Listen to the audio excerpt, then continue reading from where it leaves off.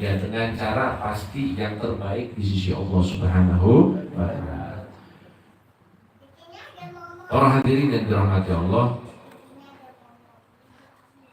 saya juga mengingatkan tentang satu hadis Nabi Muhammad sallallahu alaihi wasallam bahwa kita itu, ya sebelum saya bacakan hadis ini, kita itu sesibuk apapun kita, usahakan kita luangkan waktu untuk duduk di majelis ilmu.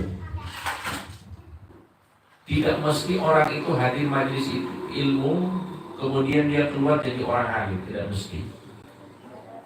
Tapi minimal dia itu jadi tahu tentang hal-hal yang wajib dalam kehidupannya. Ya, sebagai seorang muslim pasti yang wajib itu berkaitan dengan keyakinan. Ya, itu yang jadi target utamanya, bagaimana keyakinannya itu benar kepada Allah Subhanahu wa Ta'ala. Kemudian selanjutnya bagaimana ibadahnya benar di sisi Allah Subhanahu wa Ta'ala. Kemudian bagaimana ibadah-ibadahnya ini terterima di sisi Allah. Nah, ini kaitannya dengan ilmu hati. Ketiga ilmu ini usahakan menjadi tujuan utama kita menghadiri majelis ilmu. Perkara apakah setelah saya hadir majelis ilmu menjadi orang alim, menjadi ustadz, menjadi pengajar, menjadi guru, itu urusan yang kedua.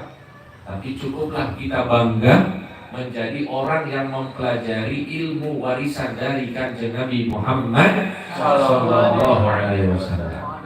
Ini ada dua hadis saya sampaikan, insya Allah mudah-mudahan menjadi motivasi untuk kita semuanya. Hadis yang pertama disebutkan oleh Nabi Muhammad sallallahu alaihi wasallam, "Man yuridillahu bihi khairan yufaqihuhu fid-din." Barang siapa yang Allah kehendaki baginya kebaikan, maka pasti Allah akan pahamkan baginya agama. Allahumma sholli ala Muhammad. Jadi begini para hadirin, kita pahami dulu teks hadis ini. Nabi mengatakan bahwa orang yang paham ataupun yang dipahamkan oleh Allah tentang agama itu adalah orang pilihan Allah untuk menjadi orang baik.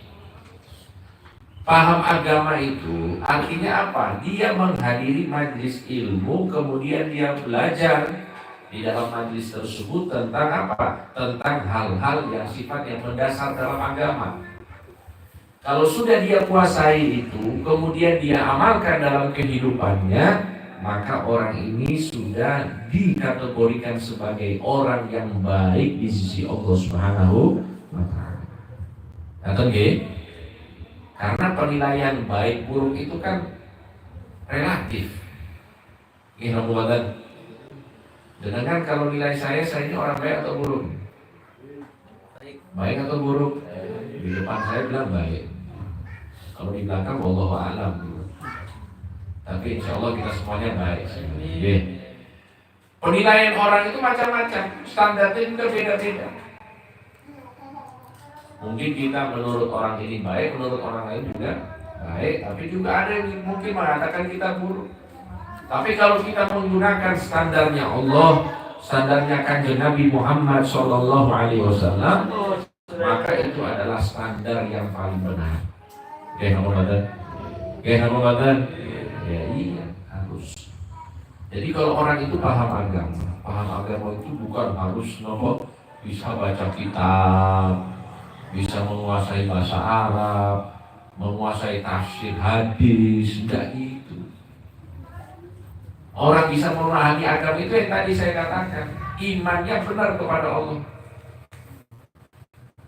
keyakinannya kepada Allah itu benar. Jadi tidak ada indikasi dia itu menduakan Allah Subhanahu wa Ta'ala dalam hatinya. Ini keyakinan. Ada nggih? Kemudian dalam ibadah, intinya dalam ibadah itu ya bagaimana sholat kita, wudhu kita, puasa kita benar, itu adalah yang kaitannya dengan ilmu tentang dasar-dasar agama. Jadi kalau kita sudah menguasai itu semuanya, para hadirin yang dirahmati Allah, insya Allah kita sudah tergolong orang